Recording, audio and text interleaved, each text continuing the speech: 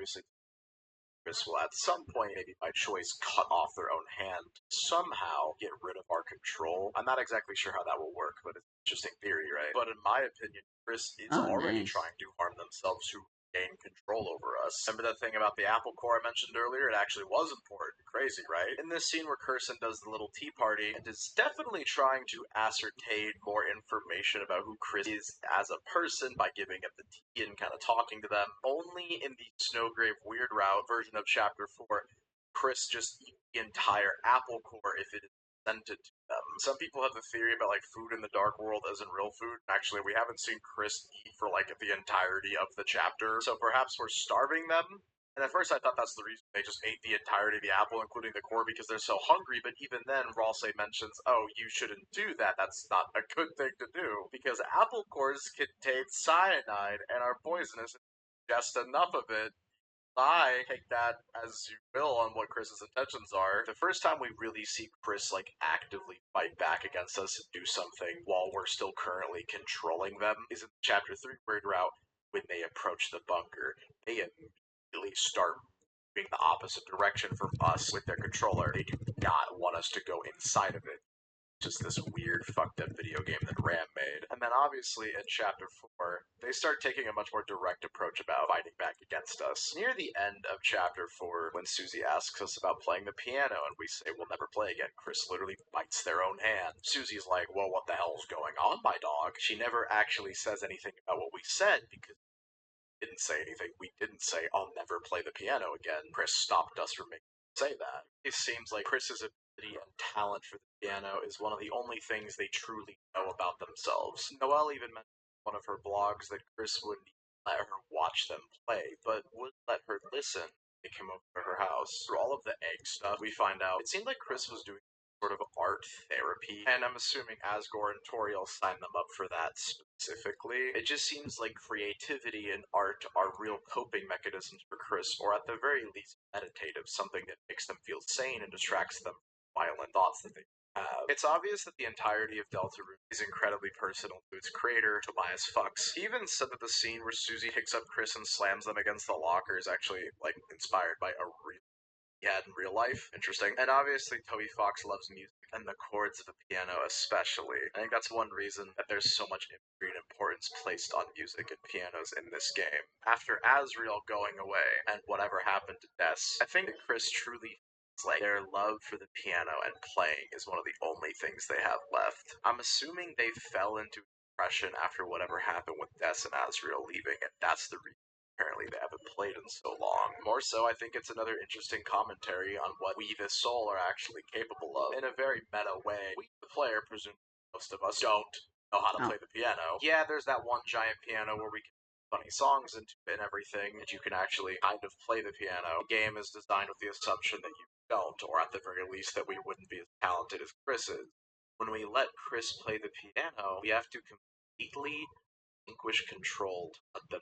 I think it's very interesting that this Dark World was designed with a section where Chris playing the piano is literally required to progress. And I'm sure that the option to have let Chris play the piano of their free will on their own would never have come up if it wasn't literally required to play the game.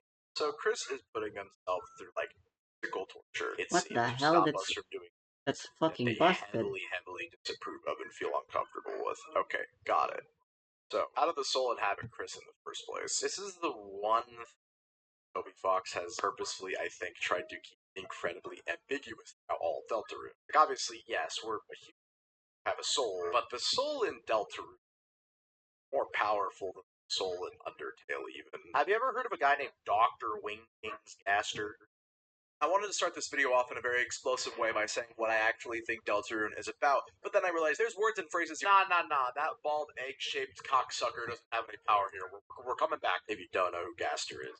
How are you on this video? How did you make it this far? Thank you for watching, I appreciate it, but like, I feel like you could walk up to like any random person who's used the internet for 5 minutes in any country and just show them a picture of the mystery man, and they're just like, oh yeah, that's Wingdings Gaster, he fell into his own creation and everything while he's working on a machine in Undertale that was like fueled by the power of determination, that he's obviously the person who makes you create the vessel at the start of Deltarune. I think that the reason the soul inhabits Chris is because Chris was chosen. We create our vessel at the start of the game. Gaster tells us, hey, your choices don't matter, bub. And it literally said your name.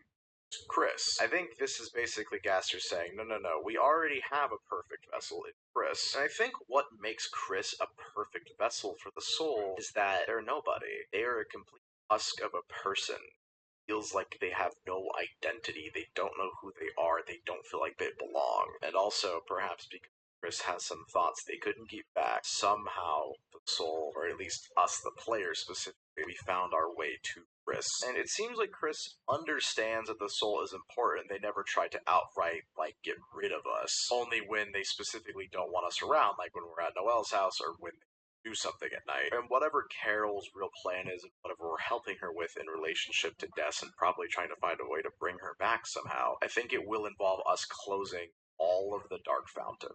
And we, the player, are just simply going through the motions because we have to find out what happened. Again, it's just like an Undertale. We're doing all of this because, simply put, Pan, and we have to know what happens. I'd really like to know more and theory in the comment section below behind how you think the soul began to inhabit Chris and why exactly Chris specifically chosen. If you have anything to say in the comments below, go ahead and let me know your thoughts. Chris's character and Deltarune, what I imagine their arc will continue to progress as explore a lot of different forms of CA. And I think specifically the reason they have such a strong relationship with Susie and Noelle is the fact that both of those characters have experienced also different that are often explored in media. What we're doing in Deltarune throughout the entirety of the game is running away and exploring, going on an adventure, just getting lost in our own dreams. And it's hard to fight back against when you're so young. Sometimes that's the only thing you can do. Sometimes that's the best thing you can do. And it's very specific that a lot of the bad things that happen in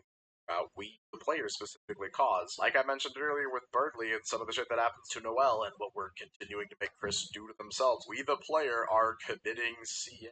It's obvious that the Thorn Ring literally hurts Noelle just to wear it, and it's really sad that in a way Chris can be Noelle's savior, but also Noelle's tormentor, depending on the options and paths and little things you choose to do in the game. If you do this Snowgrave version of Chapter 2, in the Light World, Noelle will have that thorn in her finger she was wearing the ring on, and only Chris will be the one to actually pull it out of her. Even people in the town notice how Noelle is acting differently due to things that did to her. If the Weird Al version of Chapter 2 does not take place, Noelle becomes less and confident in herself and her ability. If the Weird Al version of Chapter 2 does take place, she just becomes even more obedient, less independent, and someone who is just shy and sad and is waiting for someone else to give them order on what to do. I like to think that, again, this is a subtle commentary on how, in a lot of media, especially with female characters, there's always this arc of, oh, my pain made me stronger. The trauma and abuse I suffered made me into more of a strong badass. It made me a better person. And I'm very happy that Oh Deltarune yeah, I specifically can is put showing it that on the that's field not as well. really how Dang it, I things should have work. Yes, there are experiences chosen that you this. have to overcome Too in late order now. to become more confident and just happier in general. But often those experiences aren't from someone that you trust and someone that you care for, inflicting pain upon you and tormenting you, like what Chris is doing to Noelle, or rather what we, the player, are making Chris do to Noelle. It is very obvious Chris doesn't want to do any of these things, but I do genuinely believe inside of Chris there is some sort of sick, morbid curiosity, at the very least at the start of the weird route, on what will happen if we make these certain decisions. What will happen if we expand? It's telling us to do. Like I said earlier, I do think Chris is kind of the one who created Ralsei. Maybe not on purpose, but I think that Chris has a pretty decent understanding of what the prophecy entirety. And I think Chris knows that the Weird Out version of Chapter 2 isn't how everything was supposed to play out, really. And I think there is this sick curiosity in them that wants to see what happens. But I think by the time we get to the end of Chapter 2 and whatever happened to Berkeley happens, I think by that point Chris has realized that it went way too far and tries to stop it. Also, obviously, I think that it will be 100% confirmed later that Carol did have something to do with the existence of the soul and the player within Chris. I mean, she's obsessed with human souls and everything, carries a bunch of vultural appropriation artifacts around her house when it comes to humans. And I think it will be an interesting thing to see how whatever Carol did basically them inflicting CA upon Chris, whether indirectly or directly. And it's interesting that we, the player, while controlling Chris, can inflict CA upon other characters in the game. Again, I think that being an interesting commentary on how there are cycles of abuse within people, hurt people, all that stuff. We, the player, can either choose to break the cycle or continue it. Also, it's clear that Gaster wants us to. I mean, when you're fighting the knight and everything, you use game over screens where bro is practically just cheering you on. Chris, Susie, and Ralse are probably just a means to an end for Gaster. Whatever his experiment is, we are just a tool for him. I don't really think he cares about what happens to us in the end, but he's utterly fascinated by the different choices and routes the player can make. If you somehow manage to beat the entirety of the game without getting a single achievement, he's fascinated in asking, what are you? Just being so fascinated by someone who had an endless amount of choices, different routes they could take and things they could interact with, but choosing to do none of them. This is all just a game to that sadistic motherfucker, and I know it. And again, all of this, what we do to Noelle, and with what Gaster and Carol are doing to us, the choices don't matter. I think the main thing about Carol that's going to be really interesting going forward is just seeing how much she has actually manipulated Chris and exactly what she's done to Chris. I'm sure there will be people in the fandom and whatever that tried to justify her actions by, oh, she did it for her daughter. And if Chris was somehow involved in Dessa's disappearance, saying that Chris should be helping Carol since they're the reason Dess is missing. But at the end of the day, Carol is an adult, Chris is a young teenager, and should know better than to get them involved in whatever they're getting them involved in. There is a big reason why some people will not do the weird route playthrough or the genocide route in Undertale, because they do not want to make other people suffer as a result of their actions. Which is a beautiful parallel, in my opinion, for the thing that ultimately separates people who are awful people who hurt others who can't protect themselves from the people who don't, which is empathy. The thing that makes you a human instead of a monster. Very obvious by the bunker opening at the end of Chapter 3. Chris has been there. I truly believe Chris already knows everything there is to know about the bunker and just cannot tell the truth to Susie. I don't think Chris expected to develop this impromptu relationship with Susie, or at least genuinely care for her as much as they do. So now they are just in an impossible position with us, the player, ultimately controlling pretty much everything. Chris can fight back as much as they would like, but as we see in the Chapter 4 Weird Route, that only gets them so far. I think at the start of the game, when Ralse Still don't know which one they're playing defense with. Our adventure will really begin. The journey forward told exactly by the prophecy, but Chris, I believe your choices are important too. This world is full of all kinds of people, Chris. In the end, how we treat them makes all of the difference. Let's try our best to get by without fighting. If we can manage to do that, I believe this tale may have a happy ending. Otherwise, I fear that you may not find the result favorable. Ralse is not talking to Chris necessarily. Ralse is talking directly to the player at this point. Now, obviously, the of player choice and violence were in Undertale as well, but in this game, Deltarune, I think that Toby Fox wanted to experiment with how that affects children. Think back to Undertale for a moment. What's the only child character in the game that you actually have a chance to battle? Monster Kid. Monster Kid keeps bothering us in the waterfall section of the game, and we go to fucking kill his ass. And this happens. We actually cannot end up killing Monster Kid, but we can sure do this to Burnley, and whatever the fuck this was to Noelle. So yeah, you know, you're actually right, though. something My that headache's doesn't happen kinda in gone Undertale. You already. do not I commit know. a CA in I Undertale. just You can do gave it in you this grief game. But at just the to be beginning safe. of this video, I Yeah, said that I would thanks. directly explain how every single character in Deltarune linked to the CA. I was gonna prove it. God damn it, I am an orange of my word, so let's do everyone else now. Gonna keep it real with you. I don't consider characters like Temmie or Jockington characters that have an arc. So I'm only going to talk about characters that actually have like notable moments in the game and like lines of dialogue. But I promise you, if you weren't convinced before, you will You be know, winning convinced after 100 this. battles Starting in a with row with Lancer. these I with mean, this trio does seem very do I feasible. need to play They're kind of again, ridiculous. kind of like with Chris and Carol. Sometimes another adult has to step in place for a parent who's not around or evil. And Roguesguard does just that, being the quote lesser dad for Lancer. Spamton 1000% seems to be aware of Chris's home life to a small extent. He 100% understands the power that the soul gives Chris. It allows Chris to interact with so many things in the dark world and fight them and everything, and close the dark fountains. And Spamton seems to have a real desire for that heart-shaped object. And the way that Spamton kind of talks about the characters in the game and also just acts towards Chris in general is a bit sketch, given that he supposed to be like a grown man. Spamton seems to emotionally affect Chris on a level that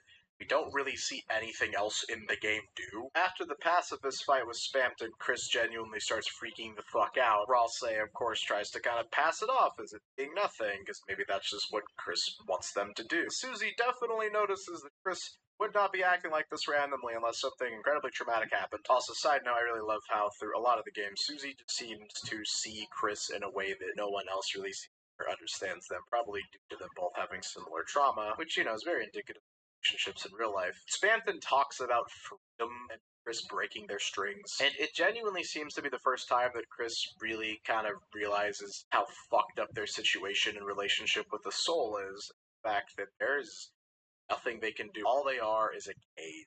Spamton also to understand that the weird route is something that is not supposed to happen. Everything that happens in the weird route is in large part because of Spamton himself. I think that Spamton ultimately understands that Chris has some violent thoughts that they try not to act upon, and Spamton will be able to take advantage of that in order to progress the weird route, allowing them to go become Spamton Neo, and then the results of the rest of the Chapter 2 weird route playthrough take place. If And my their theory defense about is Noel having handled made the by Chapter 2 Dark Fountain is correct, and having created Spamton is correct, then this line of dialogue insinuates to me that Noel, at the very least, has an understanding of the depression that Chris feels inside their soul. Well, you're fucking right, but don't blame me when you're crying in a broken home, wishing you let your old pal Spamton kill you. Spamton, again, might be an entity similar to Carol that is willing to take advantage of the darkness inside of Chris to further their own goals.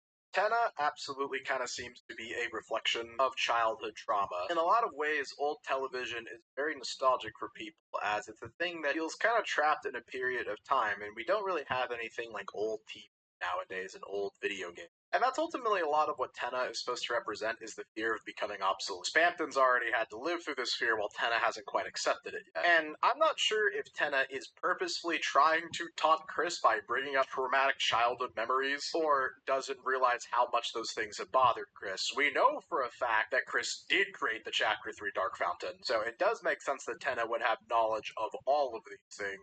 So, what does it say about Chris that Tenna ends up saying these things to them? I think it's just another example of Chris having intrusive thoughts that is very realistic for someone who had a lot of CA growing up. Sometimes you just kind of blink and close your eyes and it just flashes into your head, just like a synaptic flashbang being projected into vision in your mind. And again, I think that's what Tenna is ultimately meant to represent. But with La Nina and El Nino, isn't it just really coincidental that the chapter where we know for a fact Chris created the Dark Fountain is supposed to be kind of a nostalgia run of old memory features a couple arguing and breaking up? Yeah.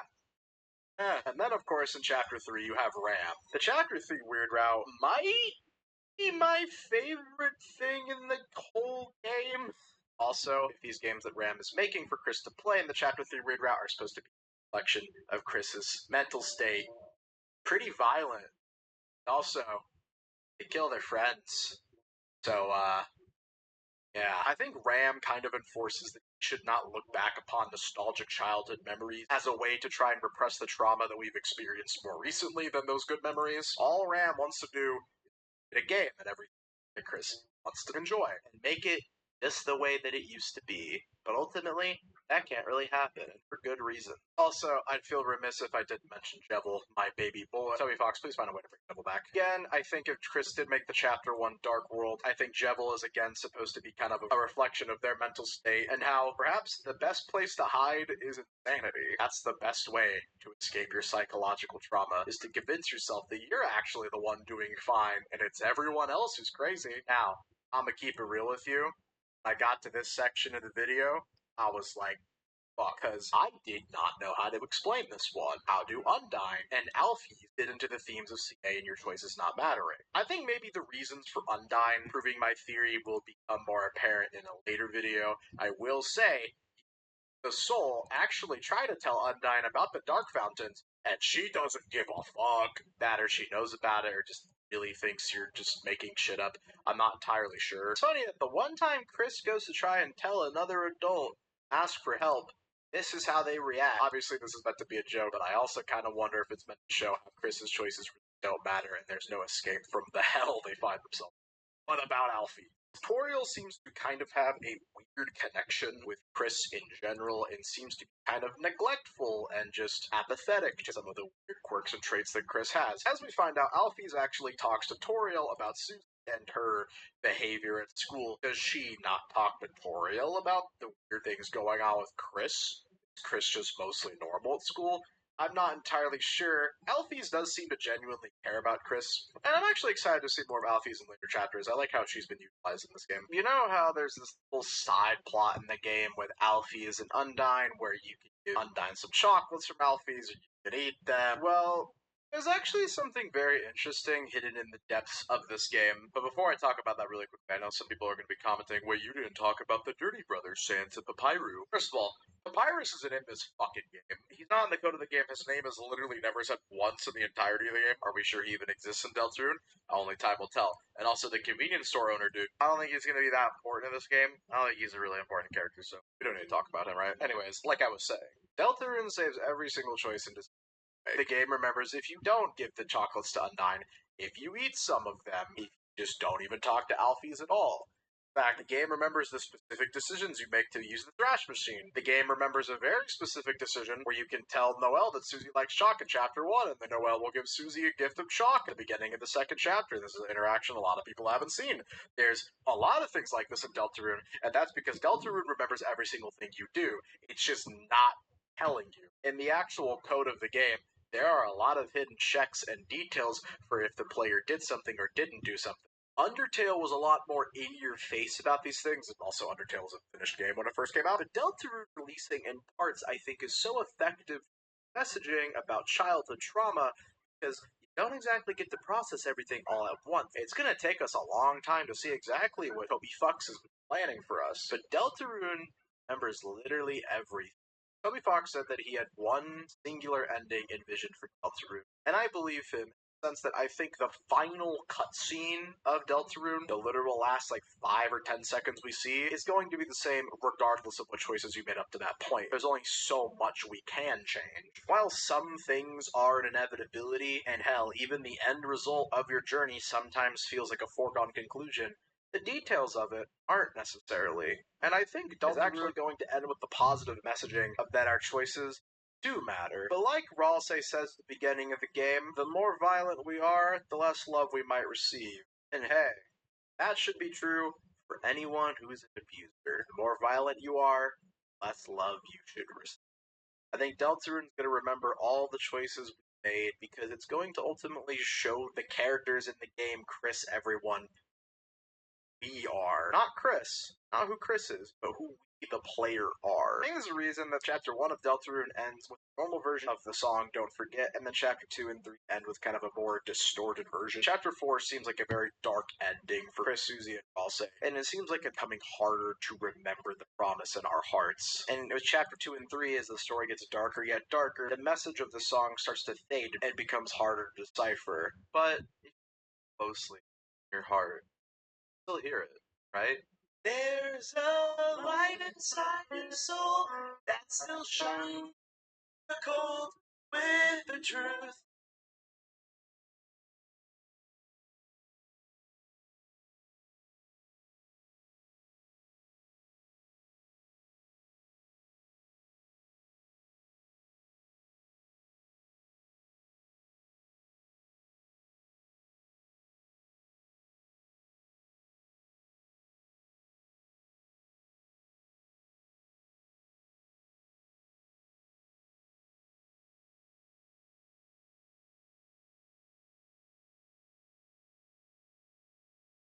I do believe this game is over.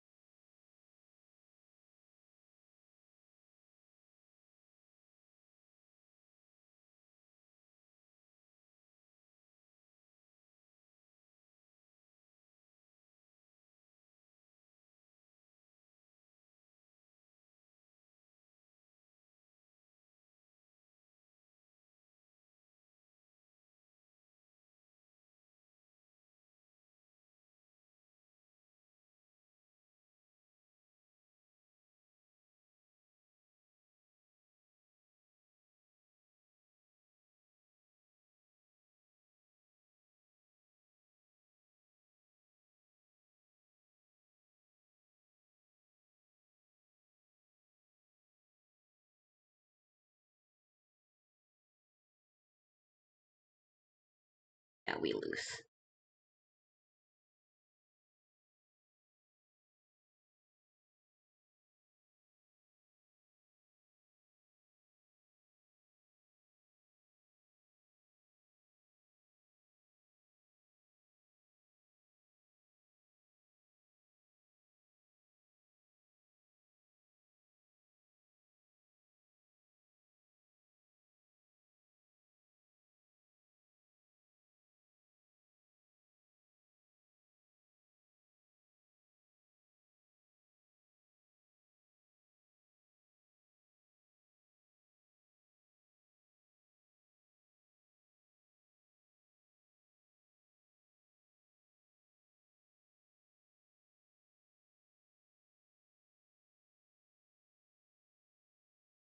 Ah,